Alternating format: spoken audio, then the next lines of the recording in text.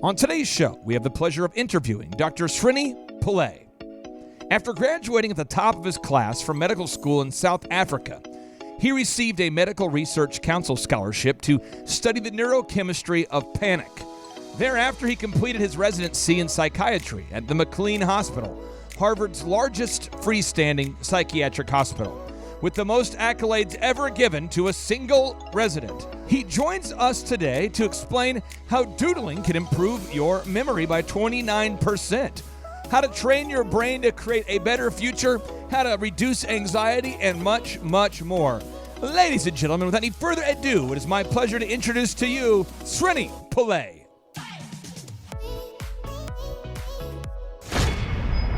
Some shows don't need a celebrity narrator to introduce the show, but this show does. 2 men, 8 kids, co-created by 2 different women, 13 multi-million-dollar businesses. Ladies and gentlemen, welcome to the Thrive Time Show. 3, 2, 1, here we go! Started from the bottom, now we here. Started from the bottom, and we'll show you how to get here. Started from the bottom, now we here. From the bottom, now he is. Yes, and yes. Thrive Nation, on today's show, we have a very special occasion. Dr. Z, today's guest has been featured on CNN, Fox, Come on. NPR, Wow. The New York Times, the Washington Post, the Huffington Post, Harvard Business School, Cosmopolitan, Elle, Forbes, Fortune, and Wow. just too much. You should have listed what he's not been in. Srini, welcome on to the Thrive Time Show. How are you, sir? I'm very good, thanks. Thanks so much for having me. Hey, can you share with the listeners what it is that you do for a living? Because your career is so interesting. Well, I do a bunch of different things. I'm a psychiatrist by training and a brain imaging researcher and an executive coach. And so I've combined my background in psychiatry, brain imaging, and executive coaching to do what I call transformational neurocoaching. And so I work with leaders in Fortune 500 companies, helping them manage and deal with issues like uncertainty, anxiety, creativity, and a bunch of other things. And in addition to that, I have a few tech startups. I'm also a musician. I've just written a musical. And I'm also working in biotechnology. And so when I think about what I do, I think what I'm doing is trying to disrupt and innovate at the intersection of science, art, and technology. But for the purposes of business, I'm a brain-based executive coach. Now, I've heard that you've worked on collaborative projects with that new startup called The Google? What is that? Is that a thing? That college called MIT. Some call it MIT. MIT, yeah. These small organizations that are, Small. No, seriously, Up-and-comers. Srini, what kind of work do you do with Google and MIT? So recently I was actually in Romania, and I delivered a program on transformational leadership, managing stress, burnout, and anxiety over 3 days. And the first day, we had somebody from Google deliver a program on flow.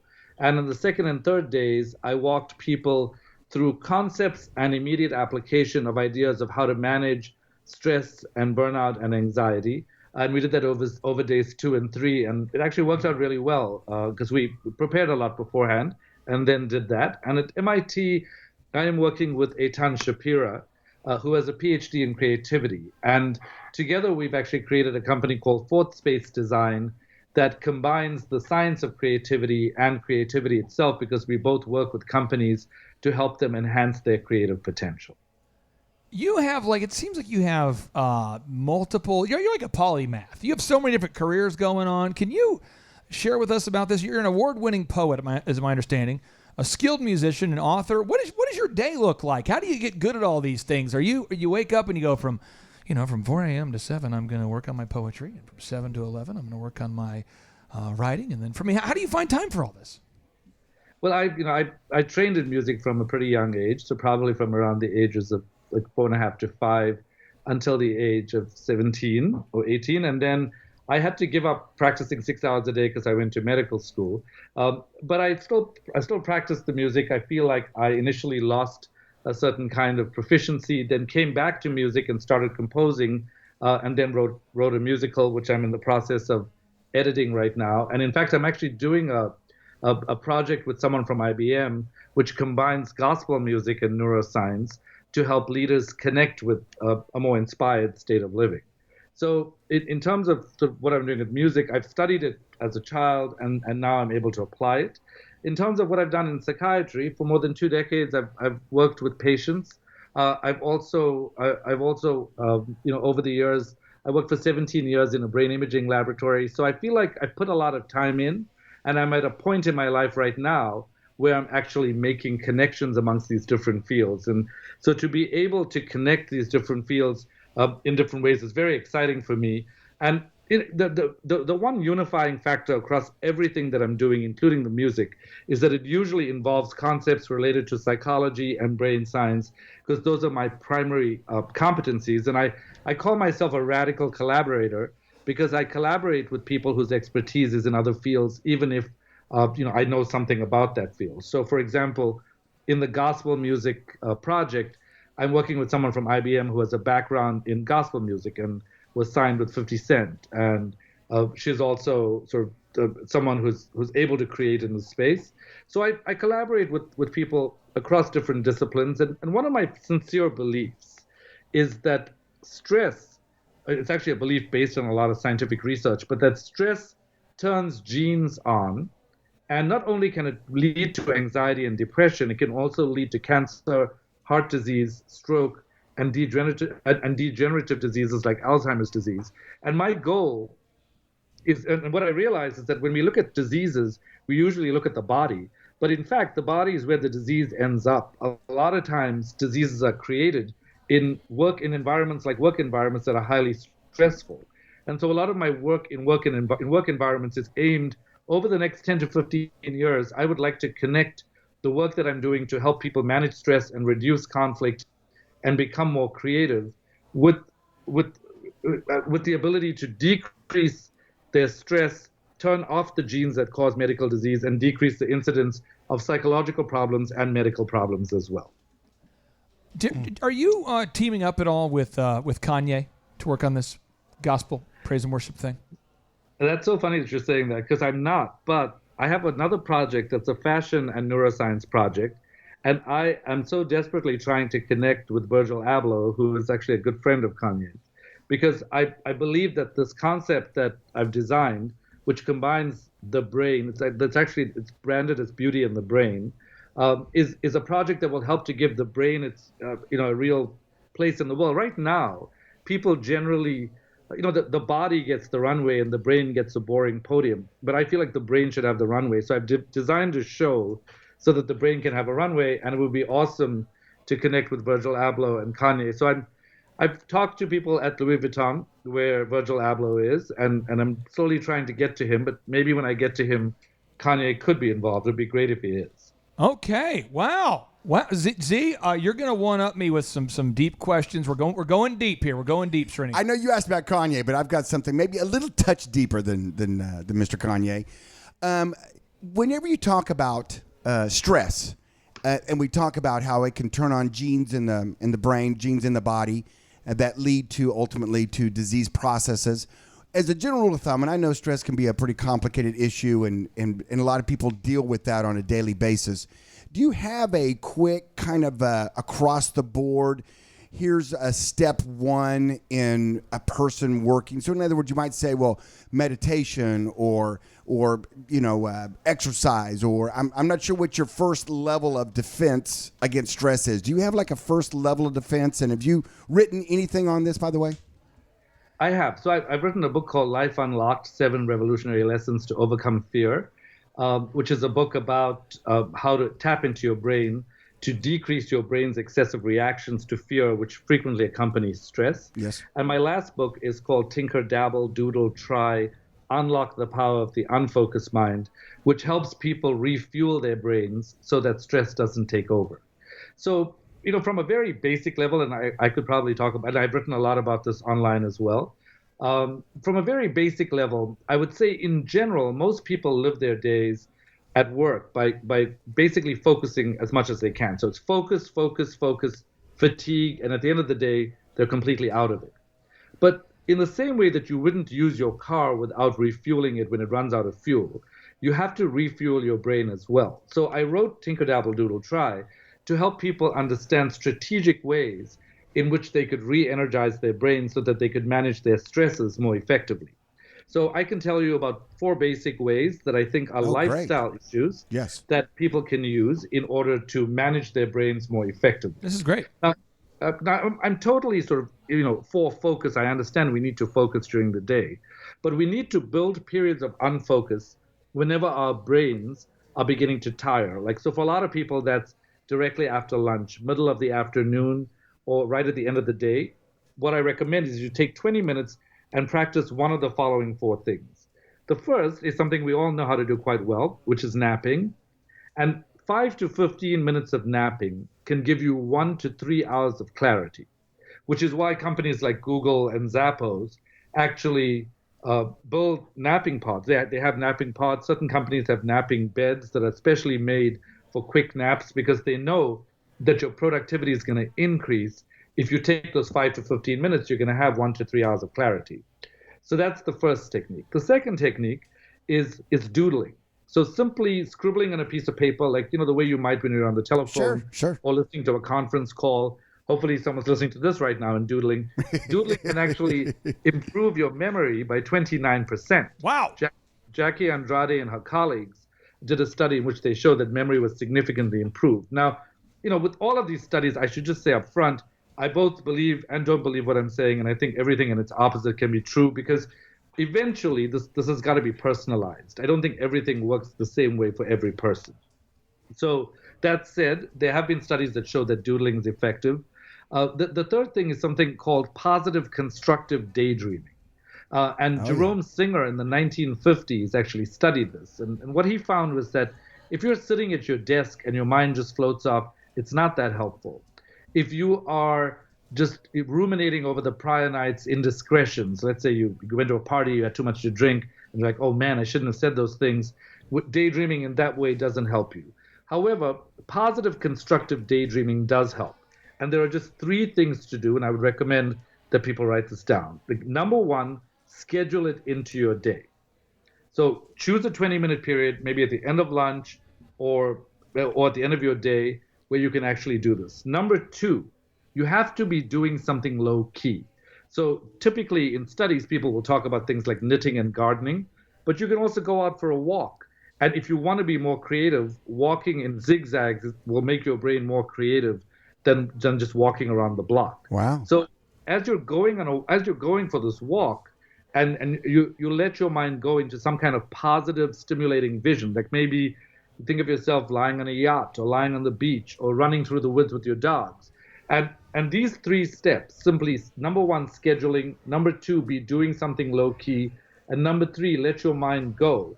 Those 3 things will actually get your mind to float into places where a focused mind could never take you. And it's this that actually allows your brain to put puzzle pieces together. So that's number 3. Then number 4 is one of my favorites, actually. It's a term that I've coined called psychological Halloweenism. Oh, nice. Which is based on the fact that a particular study showed that if you are trying to solve a creative problem, then embodying the identity of the creative person, like an eccentric poet, will actually make you statistically significantly more creative than if you embody the identity of a rigid librarian. And so what I say to people is, if you're trying to solve, and I do this with corporations, and I've had some amazing results. I worked with an insurance company in London where I worked with them, and they were going through a really difficult time because they had joined and then they were beginning to become unjoined, which meant that their Asian contingent couldn't go to Asia anymore. And so there was a whole lot of conflict around this, and they wanted me to work with them to help them see the future of their business differently. And at the beginning of the program, people were super stressed. At the end of the program, they had a completely different frame on their stresses. So one group, when they imitated a particular figure, imitated Madonna, because they said Madonna could reinvent herself. Another group said that they wanted to embody the personality of the Buddha, like some kind of radical acceptance. And they went on in this way. And eventually, and actually a third group wanted to embody the personality of Steve Jobs, because they said, he had said you can't connect the dots moving forward, but you can connect them backwards. So they were just going to think of life in a more exploratory way. And when you do this kind of thing, any of these four things, either napping, doodling, psychological Halloweenism, or positive constructive daydreaming, all four of these things can prepare your brain to be able to be refueled so that you can work more effectively again and not let the burden of stress take over your brain. Well, that is fantastic. You know, as you're saying that, I do 3 out of 4 of those right now. And the napping. You do? I do. I wish I could nap. I napped like 3 times in my life, and I wake up and I don't know who I am for 2 weeks and where I am. So I can't. I'm not a big napper, but the other 3 I actually do. So that's fantastic. Now, I've always heard this urban legend, and you seem like the man who can finally answer this question. Crack the code. Crack the code. See, Are real quick, you ready? This guy, just so we're clear, real quick commercial here. Srini in his career, correct me if I'm wrong, but you worked at the McLean Hospital there, did your residency in psychiatry there, and you have Harvard's largest freestanding, working at Harvard's largest freestanding psychiatric hospital. You have like the most accolades of any student ever given out. Am I correct? I mean, did you not rack up some serious awards during your time with your residency there at the McLean Hospital? Yeah, I was a pretty competitive resident. I did, and on the one hand, I'm really pleased that that's there because it adds to the credibility. On the other hand, I don't really think it's about awards. Most accolades ever given to a student. Wow, that's impressive. So ever. So here we go. Drum roll, little. This just in. Or get a little something. I mean, okay, we go. Thank you, Clay. I've heard this urban legend that we only use about 10% of our brain. Is there any truth to that? And can you validate that one way or the other? And what does that really mean? Yeah, in general, there's no real proof for that. So the idea is that we don't necessarily use all of our brain that we could be using. So I think the 10% sort of myth is not really proven. And so I think the first thing I'd say is I would dispel with that as an amount. But what I would keep is that, one of the beauties about brain science and one of the things I love about it is that for many, many years, we believed that the brain could not change. And now we know that the brain can't. Like, we used to be victims of evolution, right? It was like, well, you got what you got, you deal with what you deal with. Sorry, you can't get better. But now we know that simple things that you do can change brain blood flow. That just by using forms of self-talk, you can change your brain. Mm-hmm. So let's say, for example, you're going to a board meeting. Now, usually when you're anxious and you're going to a board meeting, you try to calm down, or if you have to speak in front of a group of people, you try to calm down and you try to tell yourself, okay, relax, this is going to be okay. I'm really going to do okay. Well, what we know from brain science is that there are 3 simple things that you can do to move blood away from the flooded anxiety center back to your thinking brain. So, number 1, it relates to it's basically called affect labeling, and it basically means call out your feeling. So if you're about to go on stage and you're super excited and also petrified, just naming those feelings will actually decrease your anxiety because it will stop blood from sort of flooding the amygdala, which is one of the key parts of the anxiety circuit in the brain. So number 1, name the feeling. Number 2, you can actually, so there's a theory called ironic process theory, which was invented by a guy named Daniel Wegner at Harvard as well. And what he found was that frequently under stress, if we tell ourselves not to do something, the brain does exactly the opposite of that. So for example, there was a woman I worked with once, and she said, she always freaked out when she was going to board meetings. And so she would say to herself, do not lose your temper.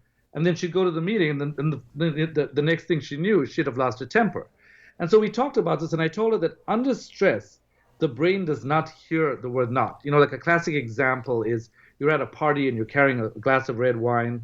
And if you say to yourself, do not drop the wine, why is it that just when you're walking past the white couch, the wine drops? Well, it's because your brain is not able to manage your stress and try to prevent something from happening at the same time. And so the simple solution there is simply to frame your goals in the positive. Rather than saying, I must not lose my temper, you say, I must be calm. And that actually prevents you from falling into this brain trap. In fact, it's been shown in soccer players as well, that if soccer players are trying to score penalties, and if they say do not kick the ball to the right, the eye goes to the right immediately. So what you should say instead is kick the ball to the left. So number 2 is avoid using the word not when you're feeling stressed. And number 3, in terms of self-talk, it's really important to remember that you can actually if you're trying to pep yourself up rather than saying, I'm going to crush this, studies have shown that if you call yourself by name and you say you, if you speak in the second or third person, you're much more likely to feel more confident and less stressed. So I would say, Srini, you're going to crush this. Because when you say, I'm going to crush this, it's not that convincing if you're feeling anxious, because your anxious brain is speaking to your anxious brain. But if you say, Srini, you're going to crush this, you realize that there are many parts to you and that the anxious part is just one part. But just 3 simple things like that can actually change brain blood flow. So while the 10% factor may not be true, what is true is that we can do more to use more of our brains effectively. Srini, I have 3 questions for you about your new book. But before we get into that, I wanted Paul Hood, our show sponsor and CPA, give him an opportunity to ask you some hard-hitting questions. Hard-hitting. Yeah, if it's okay, I want to go way out there because I love this subject because, I'm a business guy and 1 + 1 is 2. And when I was going through school, the most I got taught about psychiatry and psychology is, okay, wear a red tie. That's what people commands. Power tie. Yeah, power tie. Yeah. But I've also, I've read a little bit and just passively looked. What is your opinion? I've seen studies, maybe it's fake science or whatever, but people with multiple personalities and the power of their brain and the things that you can have one personality that is diabetic and one personality is not. I mean, that's all mental, the power of the brain. What say you as far as the untapped power of the brain that like Z, you said we're only using a percentage of it, but do you personally, with your experience, believe there are untapped, not that we can move things with our minds or whatever, but there's so much that we can do to positively affect our futures through some of that science? Yeah, absolutely. In fact, I think that the reason I feel that's certain that it's possible to tap into the untapped regions of our brains is that there are studies. So when I work with companies and I teach them how to become more creative, usually it's much more it's tangible. It's like, well, we've got a product, our pipeline's drying up, we need to figure out how to become more creative. Or I might speak to a group of learning designers who want to know how to become more innovative. Well, what we know from brain science is that by doing simple things, you can turn on the innovation centers in the brain that may not actually be turned on. So, for example, there's a technique called analogical thinking, and there are at least between 6 to 10 other techniques, depending on how you divide them, that can turn on these innovation regions in the brain. What we know is that by learning to think in analogies, you can come up with all kinds of new ideas. And the further away from your primary construct an analogy is, we call that semantic distance, the more it will activate the frontopolar cortex, which is the part of your brain that's right in the front of your forehead. Just behind your forehead, there's an innovation part of your brain that allows you to map ideas. So when I worked with a company, they were interested in innovating around the idea of a trusted advisor. And they said, can you come work with the senior leadership team and help us figure out how we can essentially think more creatively if we start this new function called a trusted advisor? We don't just want to say a trusted advisor is a nice person who reaches out to customers and improves customer experience. We want to get into the depth of this person's personality and job role. And so we did an exercise where people thought about all kinds of analogies. Some people thought of a trusted advisor modeled on a mother. Some people thought of a trusted advisor modeled on a dog. Some people thought of a trusted advisor modeled on a car's GPS that will take you to your destination. And each of those analogies then gives you a characteristic that you can build into the profile of this new function. So, to the point of, can we use our brains to create a better future? Absolutely. You can use it to become more creative. And then there's also a module that I deliver on the science of possibility. And a lot of people feel like they've got to base their decisions in reality. As you said, 1 + 1 is 2. This is what's happening. But the truth is, conscious business leaders are always thinking about the future, and everybody realizes too much is going on to rely on probability. Like, there used to be days when you could take data, process it, and say the probability of this happening is X, Y, or Z. But these days, if I asked you, what's the probability of being disrupted by a technology? It's impossible to say. What's the probability your market will continue to be interested in you? You can know a little bit about that, but it's really hard because the world is changing so rapidly. and things are getting disrupted so fast. So probability is not as useful as possibility. And possibility is simply, it's essentially activating your visualization circuits, because your brain can create an image that can help your brains navigate or move you forward. So you create this image about the possibility and then commit to it in an all-in kind of way. And then you bring it to the moment and you say, okay, so what I want to do is I want to quadruple the next quarter's earnings. Well, if I want to do that, then rather than only looking at the data for probability, why don't I say, I want that to be possible. Now, what other companies have done this and how have they done it? Or what's missing in my current strategy that I can do that? And when you activate the possibility circuits in the brain, you become calmer because you are activating the opioid circuits in the brain. You feel more motivated because you are activating the reward circuits in the brain. And research has shown that this possibility mindset, which is basically a belief in your future, actually puts your brain in a greater state of control, especially when you go wrong. So when you get feedback, if you're rigid and certain, it's hard to respond. But if you're in a possibility framework, you quickly ask, I've got this feedback that what I did was wrong. Where do I go next? So possibility and the science of possibility teaches us that we can change our brains to believe in a better future. There's actually a way to do this. I have a possibility index where I have people measure their sense of possibility, and then they learn what's blocking their possibility, and then they work on those three things to be able to unleash the full power of who they are. All right, Srini, I'm going to give you 120 seconds of interrogation. Here we go. Our final three questions for you. Your new book, Tinker, Dabble, Doodle, Try, Unlock the Power of an Unfocused Mind. Talk to us about what inspired you to write this book. Well, essentially, I've lived my life, as I've told you, sort of, bridging different disciplines across different fields. And I find that building periods into unfocus can really help us become more productive. This is something I learned at Harvard, something my mentors recommended. I was even critiqued for not doing that initially. So I thought, why not share with the world how you can bring your brain into a better state of cognitive rhythm and become more productive by learning how to refuel. And I think my own personal experiences, both in terms of my work and also in terms of my breadth of interests, inspired me to do that. Now, on your website, you talk about how 99% of goal setting is ineffective by default. What do you mean by this? Well, most of brain processes are actually unconscious.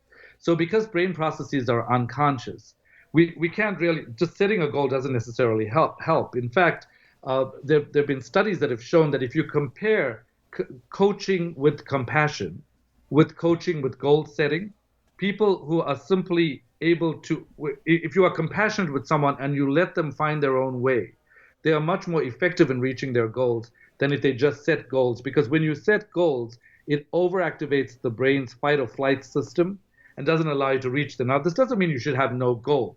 It just means that having a goal and being obsessionally attached to it can make you miss opportunities that come by you in the meanwhile, and can make you miss things that could come to you through insights and through your unconscious. So I would say that goal setting is important, but much more important is the type of brain that you've prepared to generate these goals. Because a brain that is exhausted is going to come up with very weak goals. A brain that is refueled will come up with much stronger goals. So the first priority is to take care of, metaphorically, of the soil of the unconscious so that your goals and your strategy can be firm as well.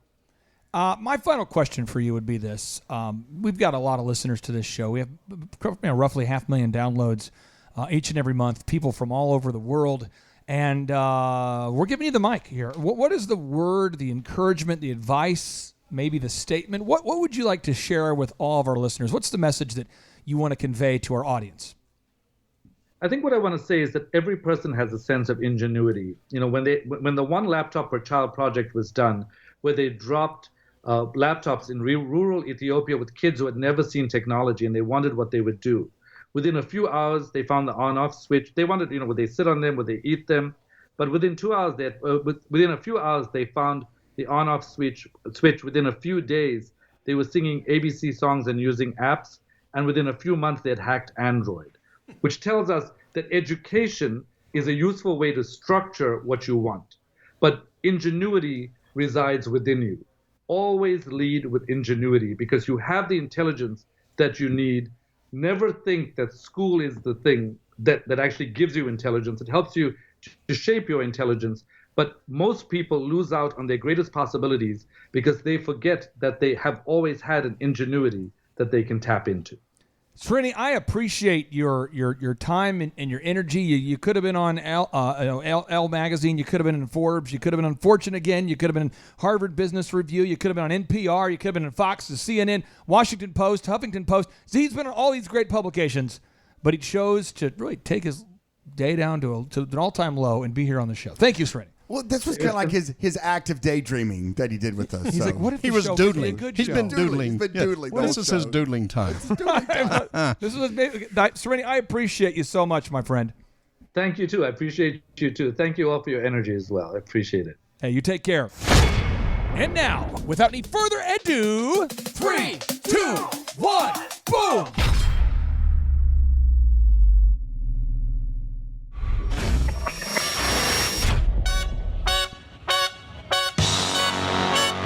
Attend the world's best business workshop led by America's #1 business coach for free by subscribing on iTunes and leaving us an objective review. Claim your tickets by emailing us proof that you did it and your contact information to info@thrivetimeshow.com.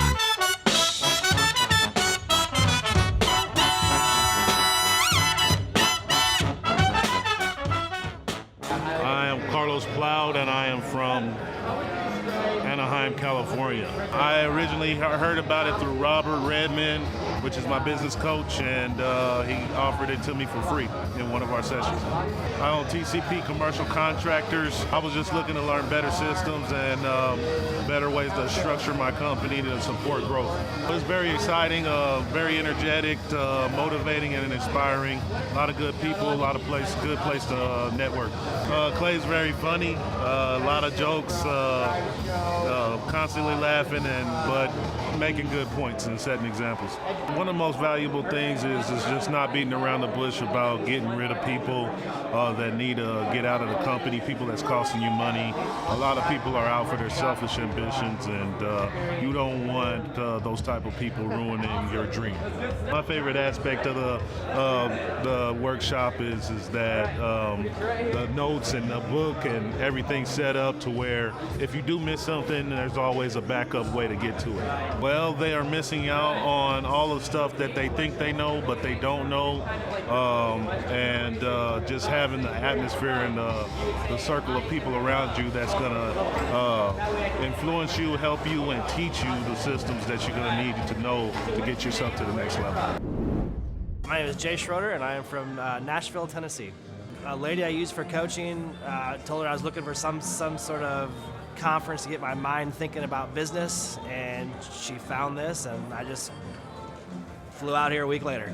No, I didn't think it was a scam. It piqued my interest because it's how I think. I think entrepreneurially, and it just, to me, right away it clicked. I've learned that our systems are not exactly where they need to be, and what we need to do, there's a plan in place. He has a plan in place to get you from where you are to where you need to go. It's great, man. It's not your typical corporate.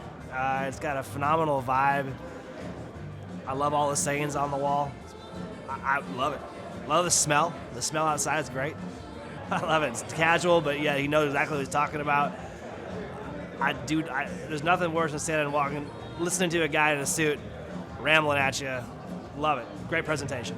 Yeah, interaction's great. You definitely feel comfortable asking a question if you need to. Questions from the rest of the people in the audience also helps. I mean, maybe stimulate more questions that you have. If you have an entrepreneurial mindset and you're trying to get from where you are to where you want to go, you have to come to this.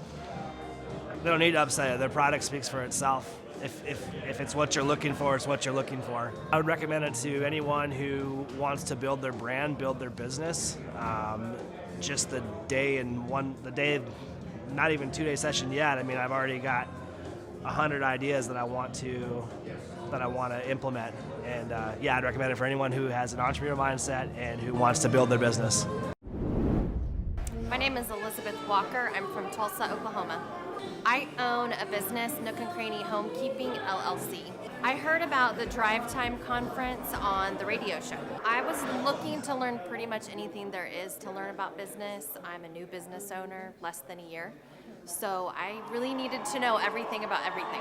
I have learned how to implement systems from hiring to the actual day-to-day systems in the company. I like that the workshop gave tangible systems, but it was very entertaining and interactive. Clay's presentation style was energetic, it was exciting, and it gave me hope that there's actually a lot of success still to be done in my business. The atmosphere was energizing, invigorating, nothing boring about it. It was absolutely exciting. While we're not sitting in chairs, grouped all together and huddled, looking at PowerPoints the whole time, we were in a nice, comfortable area. We had plenty to drink. We could get up and move around if we needed to. We could interact with each other. People are missing out on concrete examples of how to run their day-to-day business. Very simple things.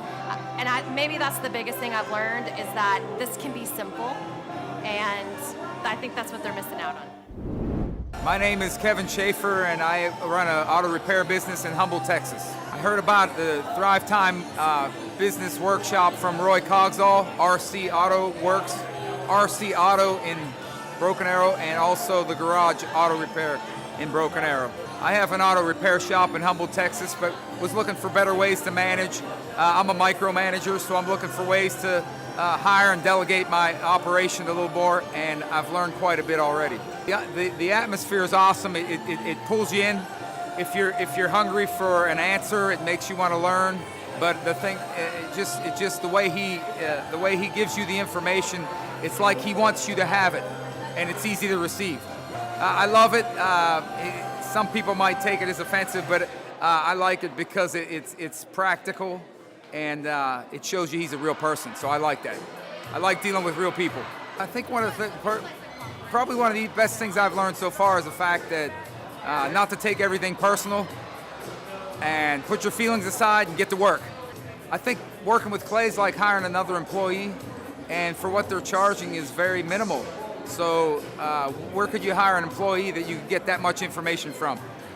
And so I'm looking forward to it. Get you out of your comfort zone and help you be objective and look at what you're doing and how you're running your operation every day. I think it's very important to do that even on a continuous basis.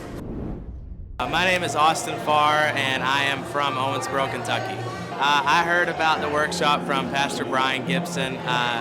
Clay actually came to church and spoke, and that was kind of where we were introduced to him and listened to him 6 days out of the week on the podcast. I own a carpet cleaning company, and I was looking forward to actually listening to John speak because he's in that same industry, and just taking away the different ways to reach customers, and the Purple Cow, and also the no-brainer was a big thing for me. The atmosphere here, when I walked in, I had seen pictures of it, and I was really anticipating getting to come here, but it's like super positive, inspiration, and it's like a great place just to hang out. Clay's delivery and his style is very like, I know what I'm talking about. Like, he's really good at it. And it really is like attention grabbing, and I like it because when he's on something, he's really fixated, and he like doesn't get off of it until he's finished. One of the most valuable things I've learned, I think, is just in general putting systems to work and actually put them in place and making them happen. If people do not attend this, I think they're actually losing out on ways to get free information, giving you an action step just to make your business work. So everybody needs to attend at least one Thrive Time show, workshop, because it will change your life.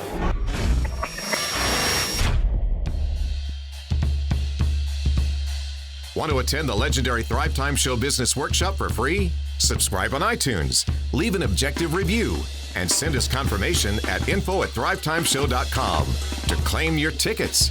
Want to live in a van down by the river? Come by and see us at our Riverwalk offices, and we'll be able to make your dreams come true.